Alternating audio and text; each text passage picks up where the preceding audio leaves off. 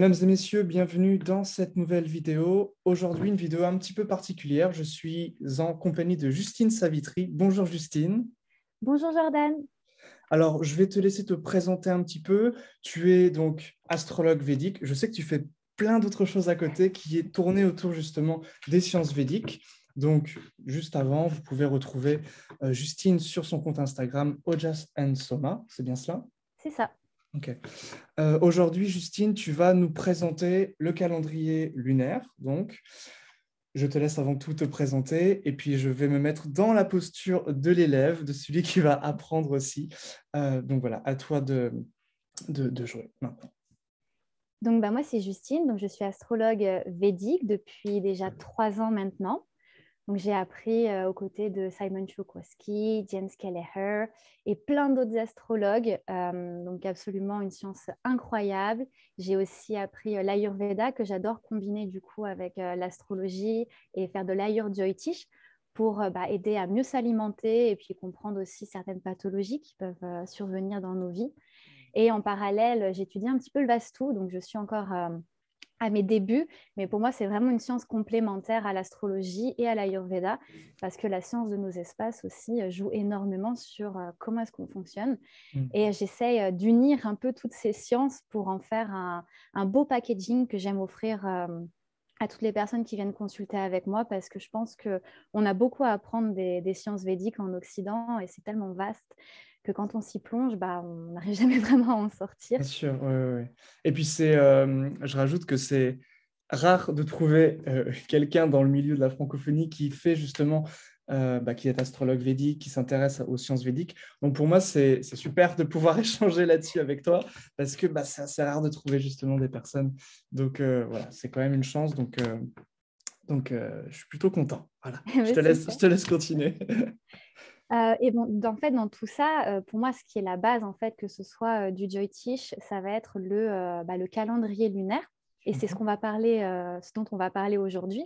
Parce que quand on se plonge un petit peu dans le Jyotish, on comprend qu'en fait, on n'étudie pas vraiment les mouvements du soleil, mais plutôt les mouvements de la lune. Et si on s'intéresse un peu à l'hindouisme ou à l'Inde, on sait que c'est un pays riche en célébrations, en divinité, en culture. Et c'est vrai qu'on peut avoir tendance à s'y perdre. On peut avoir aussi tendance à ne pas comprendre forcément pourquoi est-ce qu'il y a une différence entre l'astrologie sidérale, donc le Jyotish, et puis l'astrologie tropicale occidentale. Et le fait de comprendre que tout part en fait de l'étude du calendrier lunaire, ça nous permet de vraiment comprendre les différences entre les deux astrologies. Et comprendre aussi le calendrier lunaire, ça va nous permettre d'appliquer une technique qui s'appelle Muhurta, qui est la planification d'événements. Donc, il y a la lecture de thème qui est Jakata, la question Prashna, donc pour répondre à une question particulière, et puis le timing d'un événement, comme d'un mariage ou d'un lancement de projet, Muhurta. Et on va vraiment utiliser cette technique à la fois donc en Jyotish pour planifier n'importe quel événement, mais aussi en Ayurveda pour commencer un traitement. Par exemple, si on est malade ou si on souhaite commencer un panchakarma, ou si on veut aussi planifier éventuellement d'autres sujets, d'autres choses, des préparations d'herbes, par exemple, pour les praticiens en Ayurveda. Oui. Et on peut aussi planifier des déménagements. Donc, voir quand est-ce qu'elle va être le meilleur jour pour déménager selon la position de la Lune. Et après, faire les agencements nécessaires selon le Vastu, donc, qui est la Ok, science de l'organisation des espaces. Donc, c'est un sujet qui est très vaste, du coup. bien sûr, ouais. Donc finalement, pour commencer, déjà, pourquoi est-ce qu'on utilise le calendrier lunaire? Parce que la Lune, en fait, c'est l'astre le plus important dans le système védique, parce que la Lune, elle change de signe environ tous les 2 jours et demi, donc c'est-à-dire que son influence est très importante. La Lune correspond aussi à nos états émotionnels, à nos états mentaux. Donc forcément, dès qu'il va y avoir un changement lunaire, on va tout de suite le sentir, alors plus ou moins selon où est-ce que la Lune va transiter dans notre propre thème, mais souvent on ressent très vite les effets de la nouvelle Lune ou de la pleine Lune, si on s'y intéresse un petit peu, parce que forcément ça va toucher une maison qui va être plus ou moins sensible dans notre thème. Et c'est pour ça que comprendre les mouvements de la Lune, c'est comprendre un petit peu les cycles émotionnels qui vont nous traverser tout au long du mois. Ok. Donc c'est quand même quelque chose qui se fait sur une base assez subtile, puisque tout ce qui est de l'ordre de l'émotionnel, c'est voilà, tout le monde astral, c'est quand même assez subtil. Mais effectivement, c'est pourquoi je pense quand tu dis lorsqu'on s'y intéresse, on le ressent. C'est justement parce qu'il y a cette, comment je pourrais dire, la Lune, c'est la planète de la réceptivité. Et lorsqu'on fait retour un petit peu, justement, on perçoit tout ce qui est en nous, en fait. D'où ce miroir, en fait, entre la Lune, son emplacement et ce qui se joue en nous. Oui, exactement. Exactement. Mm. Alors du coup, avant peut-être de plonger vraiment dans la position de la Lune, Muhurta, les nouvelles lunes et les pleines lunes, je pense que c'est intéressant de prendre un petit peu de recul et de regarder la cosmologie hindoue d'une façon plus large. Parce qu'en fait, les sages et les rishis à l'époque, ils avaient déjà très bien compris comment est-ce que l'univers fonctionnait. Et nous, on est arrivé avec notre science en parlant donc de la création de l'univers, du Big Bang, du Big Crush, etc. Mais ça, ce n'est pas nouveau. On le savait déjà à l'époque des rishis.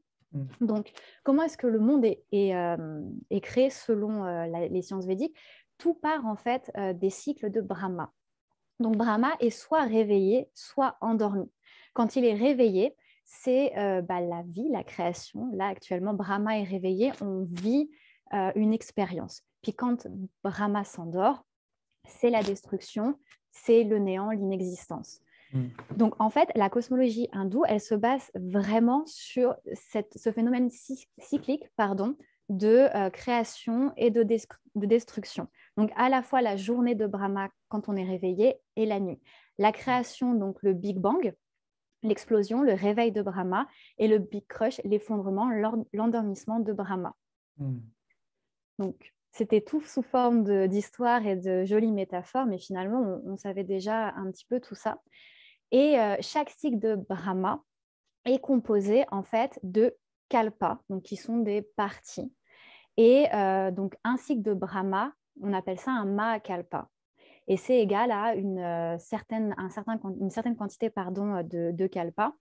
Donc 2 kalpas, ça équivaut en fait à 1 jour et 1 nuit de Brahma. Donc ça fait beaucoup, beaucoup d'années. Mais c'est les cycles actuels de l'univers que l'on connaît. Donc nous, à notre échelle humaine, ça nous paraît insensé. Mais voilà, on avait déjà connaissance de l'univers et de sa vastitude, si on peut dire ça comme ça. Tous ces âges, en fait, ces cycles de Brahma, donc quand il est réveillé, on va pouvoir les découper en âges des hommes ou en âges de Manu.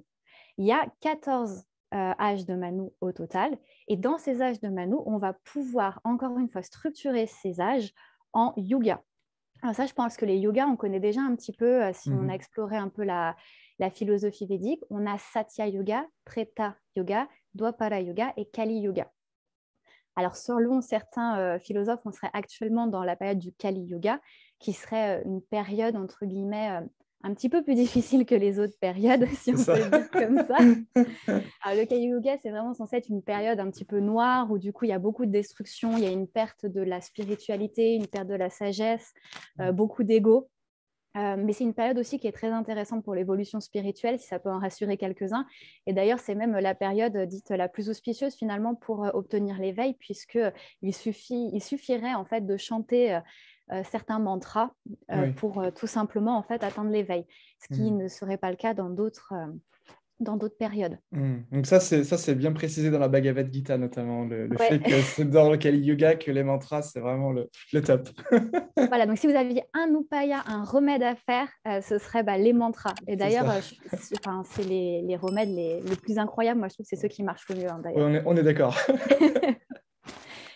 C'est important de savoir ça parce que du coup, même si nous, ça ne nous touche pas tout de suite ou plus indirectement, ces périodes de vie, ça nous permet de comprendre déjà où est-ce qu'on en est dans les cycles de réincarnation, parce que la base du Jyotish, c'est aussi de comprendre nos cycles de réincarnation, pourquoi est-ce qu'on est là, quelles leçons on est venu apprendre, et puis c'est comprendre notre place finalement dans la cosmologie et dans l'univers, parce que si on est un être infini et qu'on revient se réincarner à chaque fois, on revient se réincarner pour apprendre des leçons, et ces leçons, elles vont être, entre guillemets, formatées par le contexte dans lequel on s'incarne. Et donc, ça va être formaté par le yoga dans lequel on va s'incarner.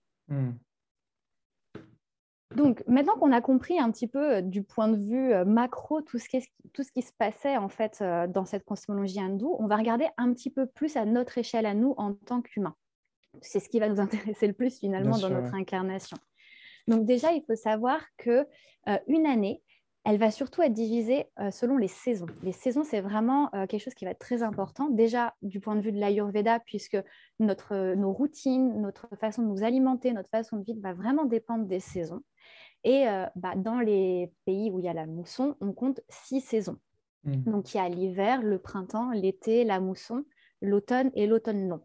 Alors, chez nous, c'est un petit peu différent parce qu'on en a 4, mais on pourrait éventuellement arriver à caler ces saisons ici dans notre saisonnalité à nous, occidentaux. Donc, une année, c'est notre 6 saisons, une moitié d'année, c'est nos 3 saisons. Et en fait, ces 3 saisons sont départagées entre le solstice d'hiver, Alankal, et le solstice d'été, Virchagarkal. Donc ça, c'est vraiment important à noter puisque c'est des transitions qui vont, donc le solstice d'hiver qui vont nous permettre de nous réveiller, de nous mettre à la lumière, de nous remettre en marche après l'introspection de l'hiver. Et à l'inverse, le solstice d'été, on va commencer le travail introspectif pour laisser place à l'hiver intérieur. Donc ça va vraiment être des étapes émotionnelles qui vont venir structurer chacune de nos années. Et ça, peu importe notre thème, c'est vraiment nous en tant qu'humains, mais aussi en tant qu'espèce vivante, puisque les saisons, elles structurent aussi chaque espèce vivante sur la Terre. Okay. Donc, dans ces saisons, on va compter des mois. Mais ça ne va pas être nos mois solaires à nous, comme on connaît, janvier, février, etc. On va parler de mois lunaires. Donc, nous, on va regarder la position de la Lune, de la nouvelle Lune à la prochaine nouvelle Lune, ou de la pleine Lune à la prochaine pleine Lune. Ça dépend des courants. Il y en a qui commencent le mois à la pleine Lune, d'autres à la nouvelle Lune. Ça, c'est des débats d'astrologues. Après, je pense qu'il faut choisir le courant qui nous convient le plus. Donc, du coup, voilà, un mois lunaire, ça se base entre la nouvelle lune et la suivante.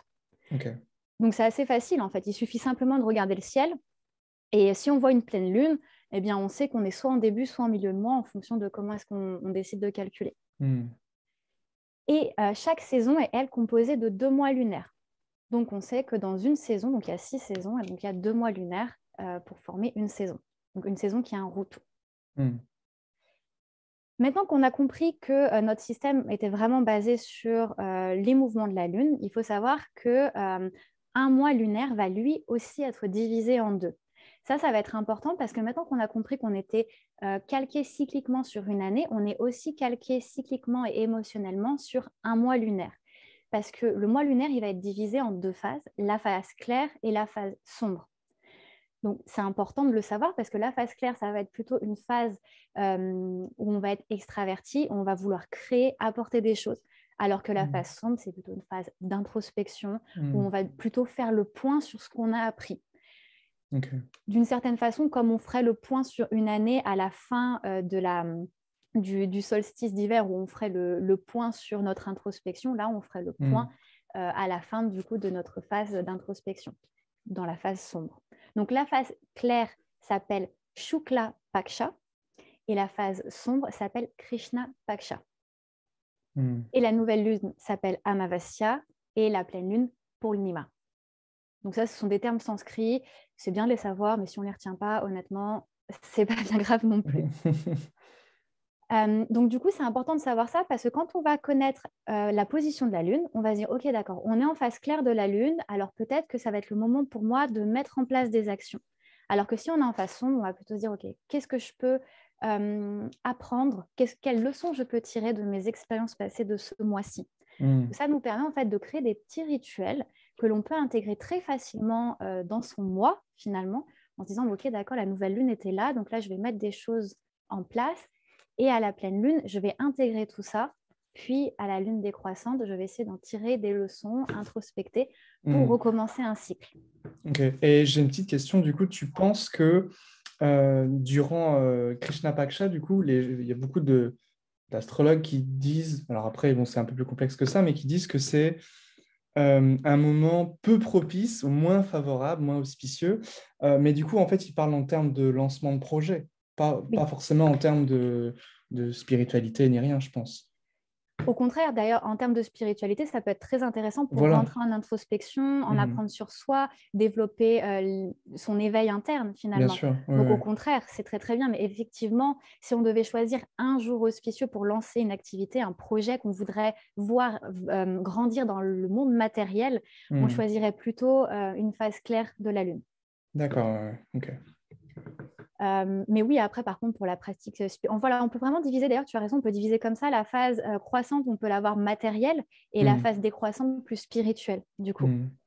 Ok, On c'est agit intéressant. et puis on introspecte. Donc, C'est c'est ce- assez intéressant parce que finalement, le matériel n'est jamais dissocié Hmm. dans la philosophie védique. C'est un point qui est important. Ça, c'est hyper intéressant. J'avais vu, c'était avec Achala Govinda Das, donc, qui est une chaîne YouTube avec qui je me forme aussi, une dame avec qui je me forme. Elle disait que donc en Shukla Paksha, c'était évidemment donc c'est la phase croissante, donc le soleil est derrière la lune, donc c'est comme si le chemin était éclairé.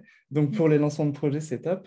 Et à l'inverse, quand c'est en Krishna, bah, c'est la phase décroissante, donc la lune revient vers son essence, donc vers le soleil. Donc c'est quelque chose qui est beaucoup plus justement favorable, ou bien ce que tu disais, à la pratique spirituelle justement.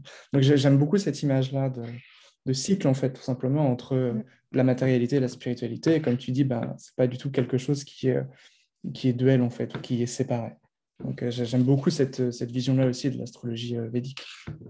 Oui, j'aime beaucoup là, cette image de lumière et puis d'obscurité. Et finalement, on voit que tout est une question de polarité. Ouais. Quand est-ce que c'est éclairé, quand est-ce que c'est sombre et quelles vont être les actions qu'on va mettre en place du coup pendant ces périodes-là. Je pense que Mm. l'intérêt en fait de voir tout ça et de le voir sous cette forme d'image, c'est de voir à quel est notre potentiel d'action, puisque finalement, Mm. on a ce karma qu'on appelle Kriyaman Karma, qui est le karma lié à notre libre arbitre. Et le libre Mm. arbitre, bah, c'est de choisir quelles actions on peut faire en fonction du coup du cosmos. Et quand on essaye de s'aligner avec les mouvements célestes et avec le rythme de la vie, et on se rend compte qu'en fait, on peut faire des actions qui sont plus ou moins alignées avec l'ordre cosmique des choses. Et c'est Mm. là où ça devient intéressant parce qu'on a le pouvoir, du coup, de créer des choses avec plus ou moins de potentiel en fonction de nos choix. Mm. Donc ça, du coup, on a vu qu'on avait donc nos deux phases. Et il faut savoir qu'après, à l'intérieur de ces deux phases, donc, Shukla Paksha et Krishna Paksha, on va diviser chacune de ces phases en 15, donc 15 parties.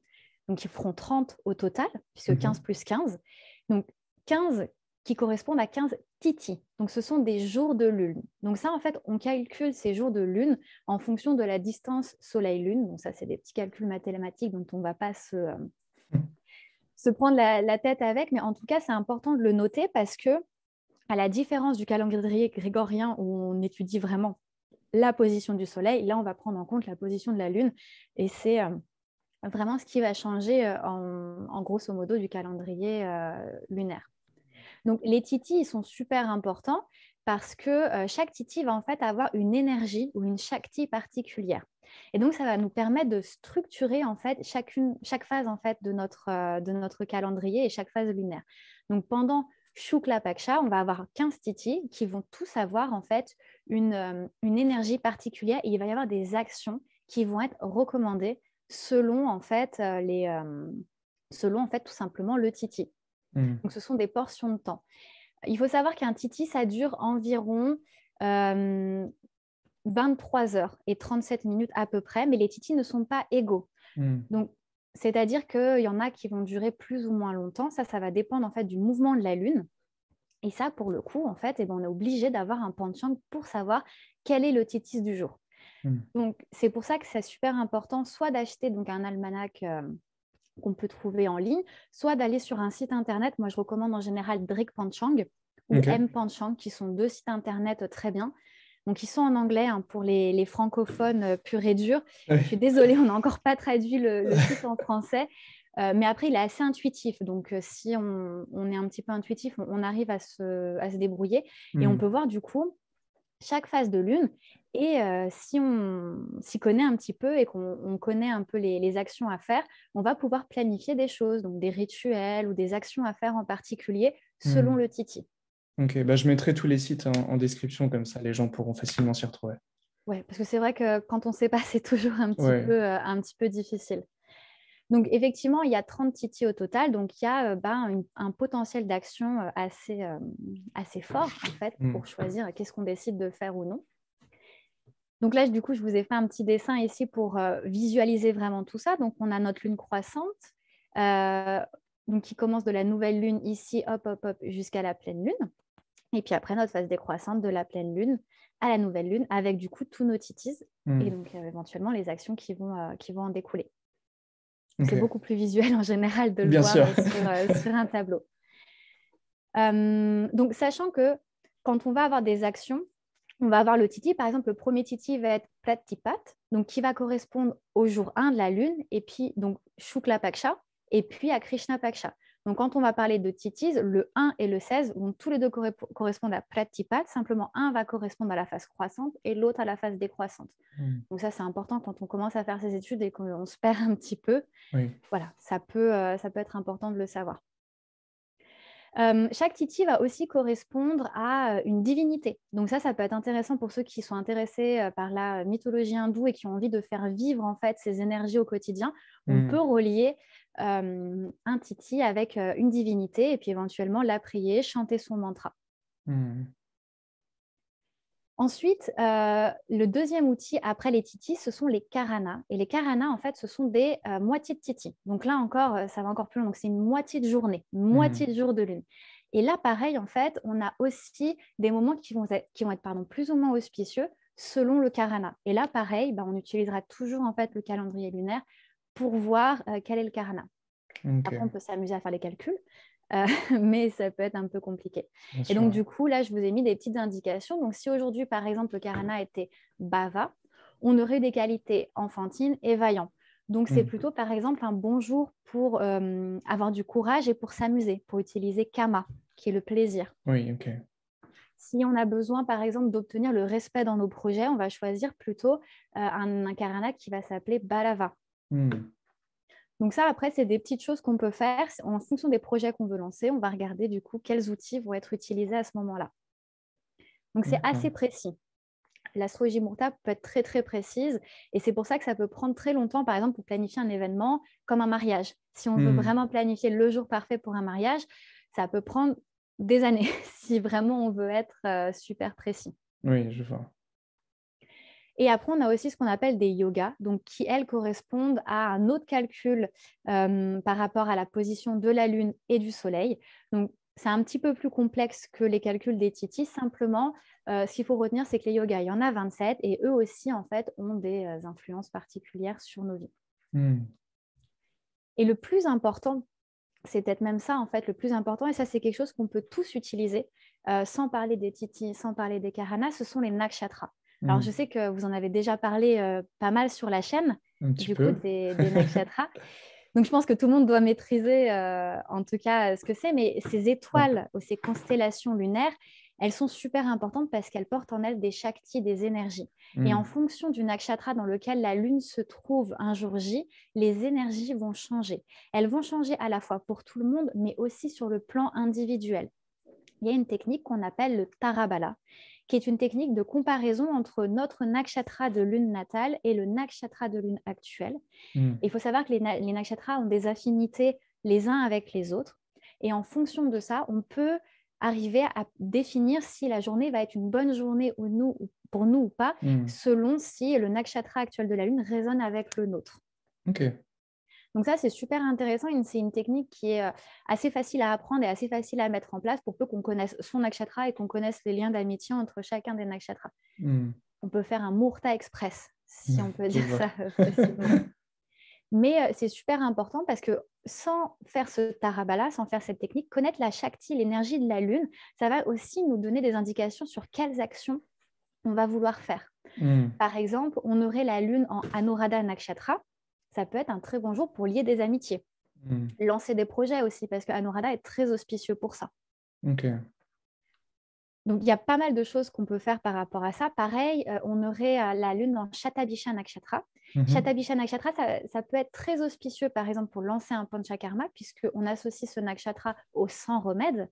Ouais. Mais ça peut aussi, au contraire, être un petit peu difficile pour la guérison. Donc, ça va vraiment dépendre de s'il y a d'autres placements qui sont auspicieux ou pas à ce moment-là. Okay. Est-ce que pour l'instant, c'est clair tout ça? Très clair pour moi. Je pense que c'est assez clair pour les autres aussi. Donc, je pense qu'il n'y a pas de souci par rapport à ça. Super, c'est parfait.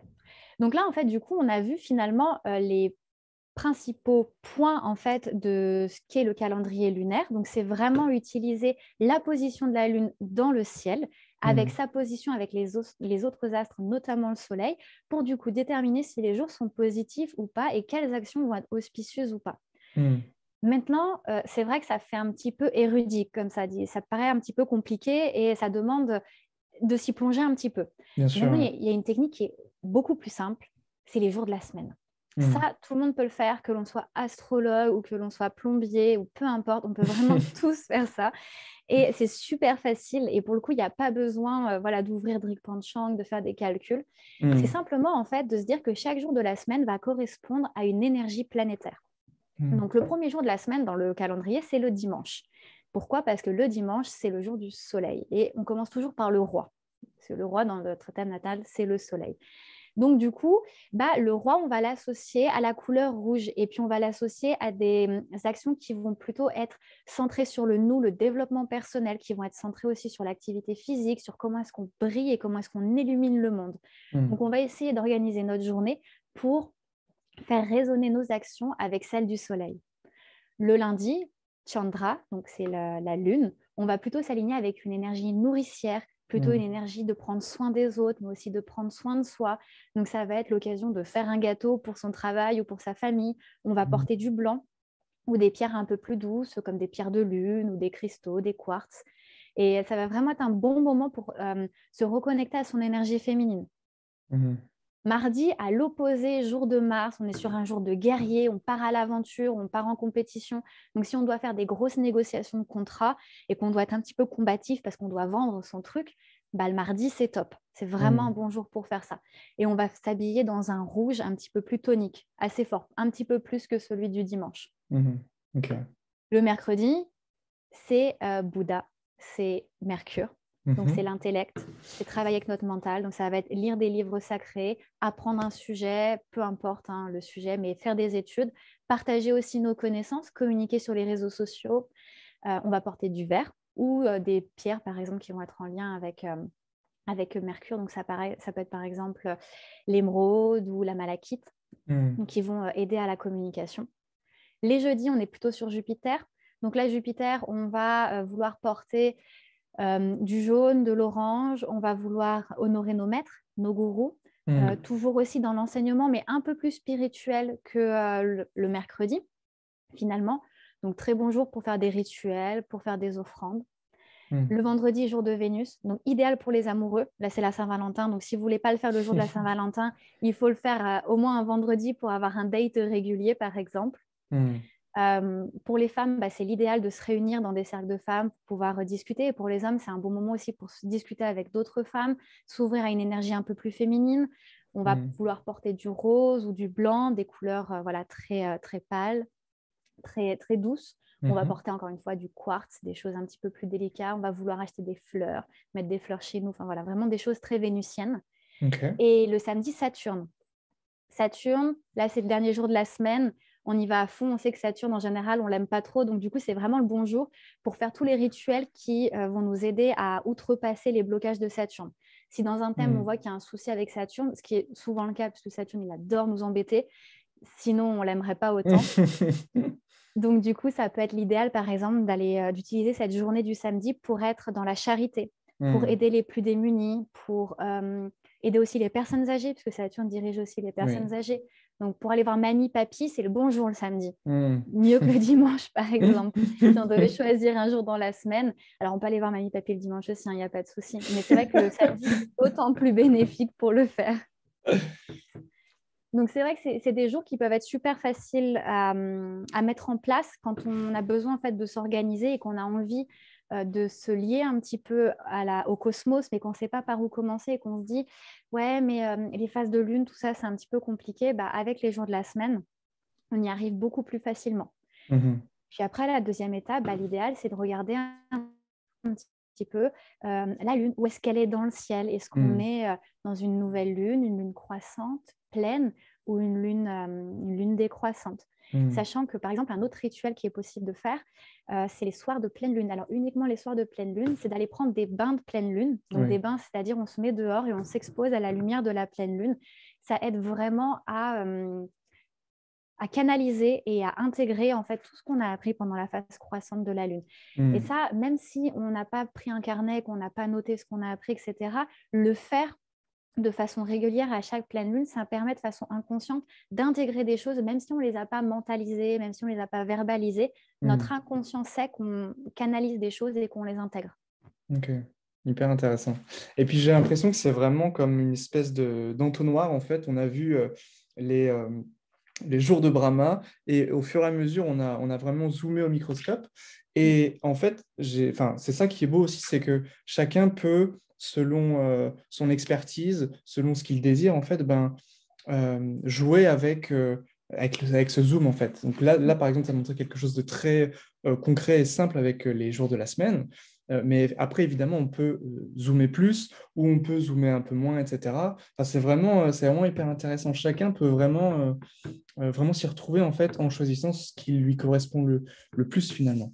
Donc je trouve ça hyper intéressant. Et c'est ça que moi j'aime aussi apporter, c'est de se dire que l'astrologie, c'est vrai que ça a l'air difficile Mm. quand on le regarde d'un point de vue extérieur, parce qu'on se dit Mhm. alors attends, il y a déjà des signes, il y a des planètes, des maisons, des nakshatras, après tu me parles de degrés, enfin c'est super compliqué. Ouais. Mais il faut se dire qu'en fait, il y a des choses simples parce que ce que les rishis ont partagé, c'était bien sûr des choses complexes parce que la création est en elle-même complexe, mais Mm. ils l'ont aussi fait de façon à ce que n'importe qui puisse, avec des rituels, en fait, s'adapter à ça Mm. et puisse en fait vivre en accordance avec ça. Et d'ailleurs, c'est pour ça que le calendrier lunaire est très bien respecté en Inde. Il y a beaucoup de célébrations parce que ces célébrations-là, elles sont ancrées dans la culture et elles permettent en fait à chacun de vivre l'énergie du mois de façon simple sans forcément se dire bah voilà je vais regarder quel jour on est et la lune elle est où, etc. Et Mm. d'où l'importance en fait de célébrer les fêtes qu'on propose dans le calendrier védique ou même nos fêtes, Mm. nous, grégoriennes, parce qu'elles permettent en fait d'intégrer les mouvements lunaires de façon beaucoup plus intuitive. Bien sûr, ouais, ouais, je vois. Et c'est pour ça que les célébrations, elles sont très, très importantes en Inde. Alors, les célébrations, alors je ne sais pas si tu vois mon écran changer. Non, D'accord. là on est resté sur les jours de la semaine. D'accord, il n'y a pas de souci. Alors, c'est pas grave. Je vais juste essayer de citer quelques célébrations qui me semblent importantes à noter. Mhm. Ce qu'il faut donc du coup noter, c'est que les mois lunaires, pour pouvoir célébrer en fait des célébrations védiques, ils sont différents de nos mois à nous qu'on connaît, donc septembre, octobre, novembre. Donc, en général, les mois lunaires, ils sont à cheval entre 2 mois. Donc, c'est important de le noter parce que du coup, quand on suit le calendrier lunaire et qu'on veut célébrer les festivités védiques, Mm. on peut se retrouver un petit peu décalé. Donc, par exemple, à l'heure où on fait cette vidéo, on rentre dans le mois de Maga, qui se trouve en fait entre janvier et février. Et le mois de Maga, c'est vraiment un mois qui est très, très auspicieux. C'est un mois qui commence en fait les préparatifs pour le printemps et pour la fête de Holi, qui va se... Alors, la fête de Holi, c'est à la pleine lune du mois de Maga, du coup. Mhm.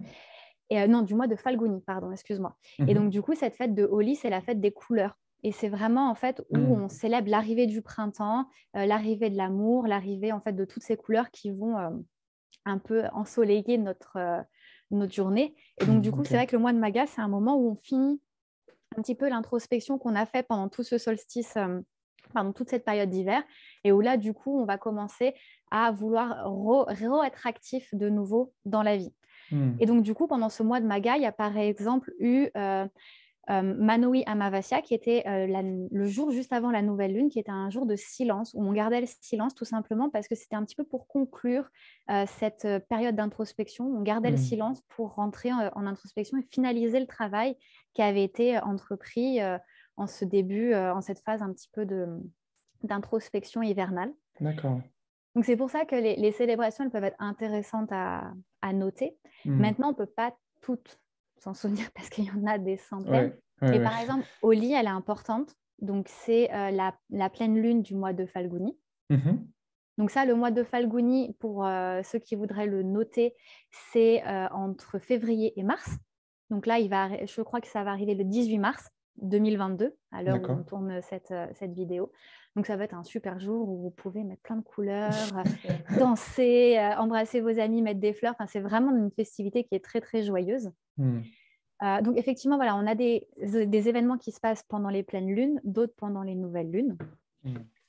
On a aussi des événements qui se passent pendant des titis. Par exemple, demain, on sera le 5 février 2022 et on va célébrer Vasant Panchami, qui est une célébration en l'honneur de la déesse Saraswati.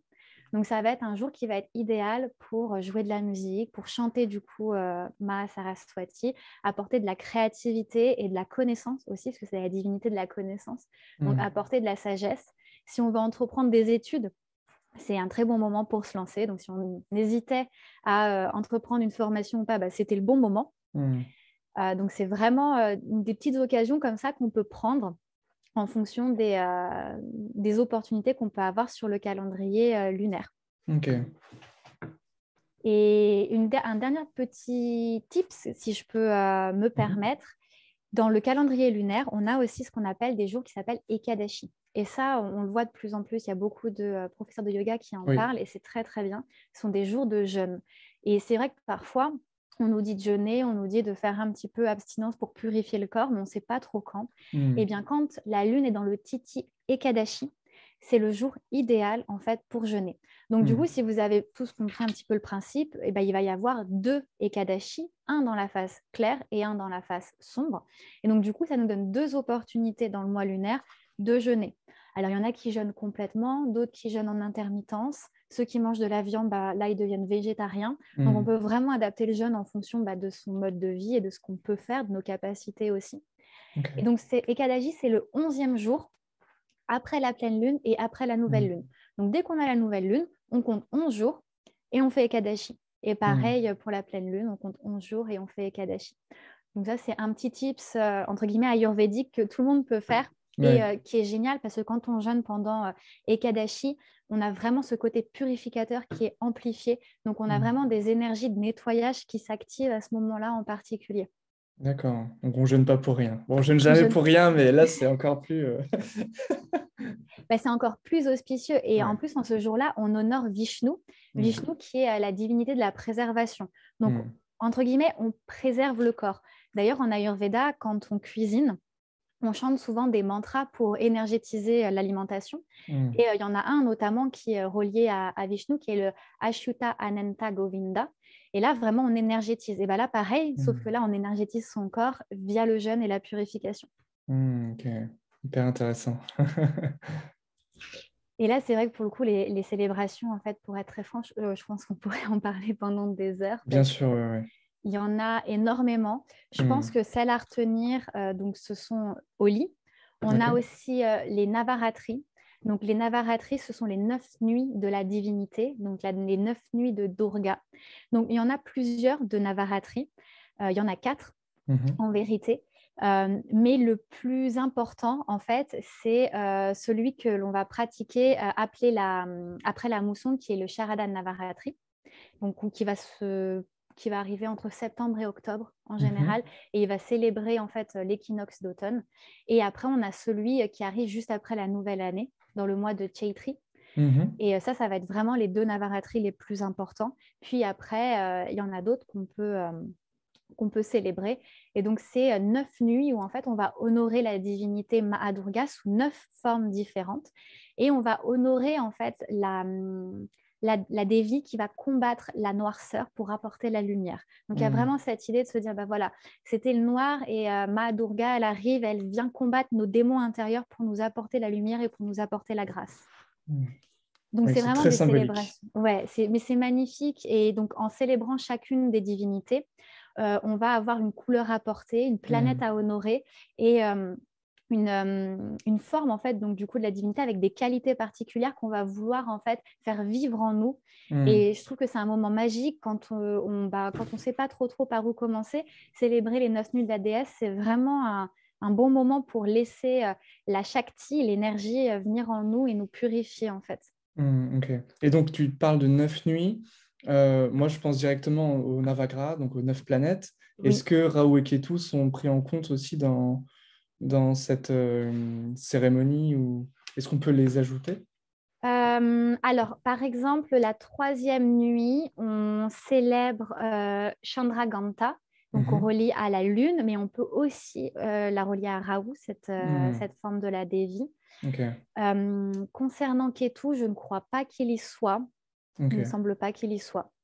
À quoi que si Ketu, tu l'as à la dernière divinité, pardon. Ok. Tu l'as à Siddhidatri, donc qui est vraiment en fait la dernière qu'on associe au pouvoir mystique et à la Ouais, connaissance Lucidity. spirituelle. Ouais, Et ouais. donc du coup, c'est là où Ketu s'éveille, puisque Ketu, c'est le C'est mystique. ça. Ouais. Voilà, c'est l'éveil, c'est tout ça.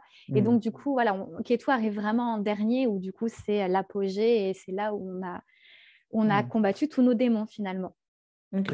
Bon. Super.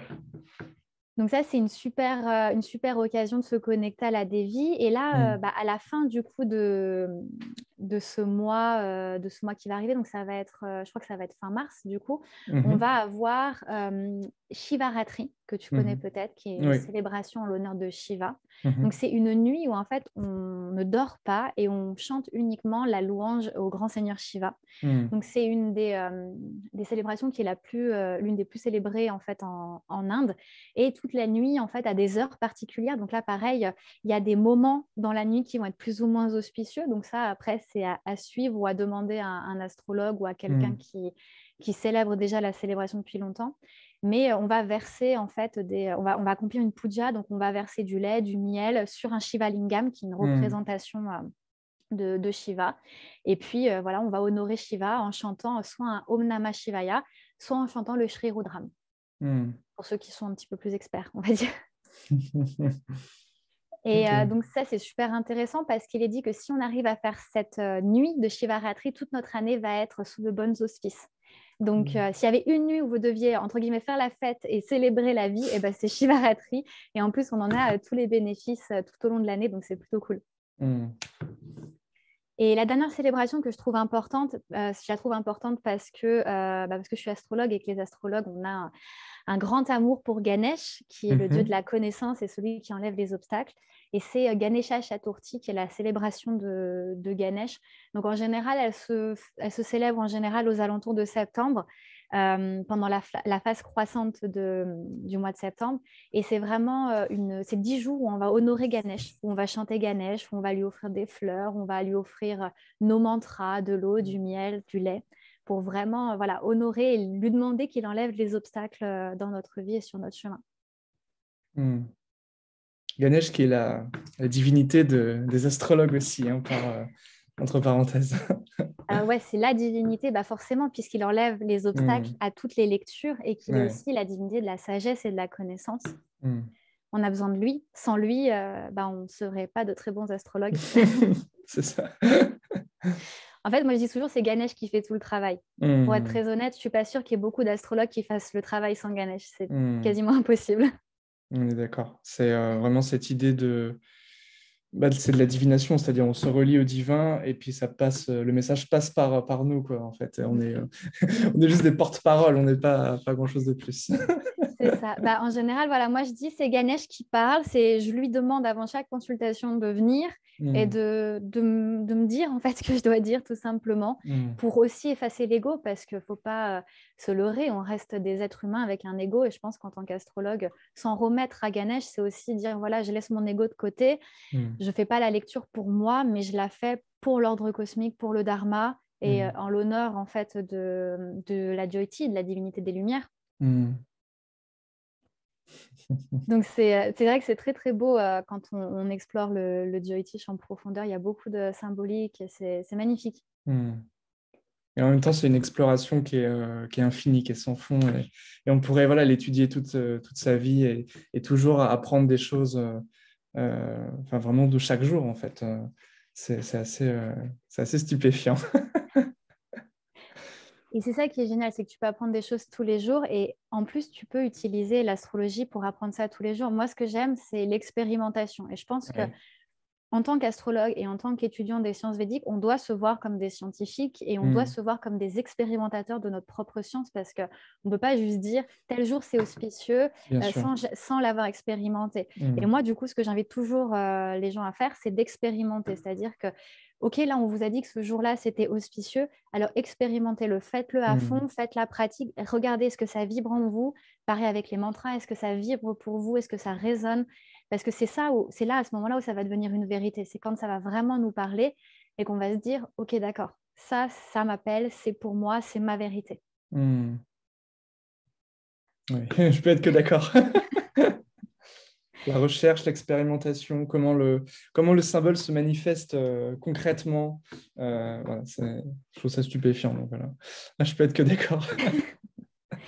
Et d'ailleurs, dans l'étude dans ce qui reste du Jyotish, on a le Nimitta, qui est l'étude des symboliques. Et ça, c'est aussi super important. Quand on fait un rituel, dans un moment auspicieux, regardez autour de vous les symboles, les nimitta. Est-ce qu'il y a un oiseau qui vient de se poser? Qu'est-ce qu'il fait? Est-ce qu'il y a un animal? Est-ce que vous avez un ressenti particulier? Parce que ça, en fait, c'est tous des messages du divin qui peuvent arriver aussi à des moments plus ou moins opportuns. Et quand on arrive à se poser, à se connecter à un moment particulier, on peut se rendre compte de tous les signes qui nous sont envoyés à chaque instant et auxquels on reste aveugle souvent parce qu'on est pris dans la journée, pris dans le mental, pris dans notre vie humaine, en fait, tout simplement. Et le fait de se poser à des moments auspicieux et de se dire, OK, qu'est-ce qui se passe autour de moi? Ça nous permet vraiment de prendre conscience de la vie et de l'opportunité qu'on a d'être ici et des signes qui nous sont envoyés pour notre propre évolution. Ça me rappelle, c'était un exemple avec K.N. Rao, on posait plein de questions. Enfin, un jour, on lui a posé une question et lui, il avait fait tellement de thèmes qu'il n'en pouvait plus. Et c'était pareil du nimitta qu'on pourrait traduire par présage. Et il a simplement regardé la couleur d'une voiture qui était rouge. Et il a simplement répondu, bon, bah voilà, comme si c'était Mars, en fait, qui s'incarnait ici. Et donc, plutôt quelque chose voilà, je ne sais plus du tout c'était quoi la question, mais qui avait un rapport avec Mars. Donc, voilà, quelque chose d'inattendu, de vif, pas forcément de bon augure, etc., etc. Et je me suis dit, ah oui, là, on rentre vraiment dans de la pure, comment je pourrais dire, divination, en fait. On est vraiment connecté. C'est vraiment de l'ésotérisme de l'astrologie indienne, en fait. Oui. Même tout ce qui est rapport au souffle, dans quelle narine passe le souffle, etc. Enfin, on est vraiment dans de l'ésotérisme. Et ça, c'est hyper intéressant, je trouve. D'ailleurs, à ce propos, il y a alors, comment il s'appelle? Tac, tac, tac. Ah, je sais que je l'ai ici. Voilà, c'est celui-là. Hop, le Shivasvarodaya. Je ne sais pas si tu le connais, celui-ci.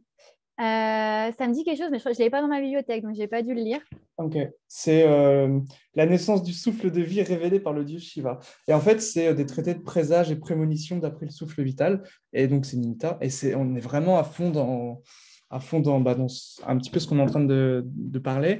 Il traite des nakshatras, il traite de pas mal de choses. C'est traduit par Alain Danielou, donc c'est plutôt un bon traducteur. Voilà, donc c'est un ouvrage que je peux recommander, qui est vraiment, vraiment excellent, je trouve, qui est très de l'ordre de l'ésotérisme. Par contre, il faut s'accrocher quand même. Si on n'y connaît pas grand-chose en astrologie, je ne recommanderais pas de commencer par cet ouvrage, évidemment. C'est vrai que c'est très complexe. Quand tu Ouais. étudies Swara, la disposition du souffle, c'est très, très complexe. Ouais. Mais d'ailleurs, c'est aussi une technique qu'on peut utiliser pour changer son avenir. Si on sait qu'on a un entretien professionnel et qu'on sait qu'il nous faut peut-être du courage, etc., et qu'on veut que notre narine droite soit plus active que la gauche pour qu'on ait ce courage-là, on se couche du côté gauche et on attend que notre narine, elle s'active pour du coup se dire c'est bon, allez, je suis partie. Alors des fois, ça ne change pas et on ne peut pas rester 3 plombes non plus couché sur la gauche, il faut qu'on vive.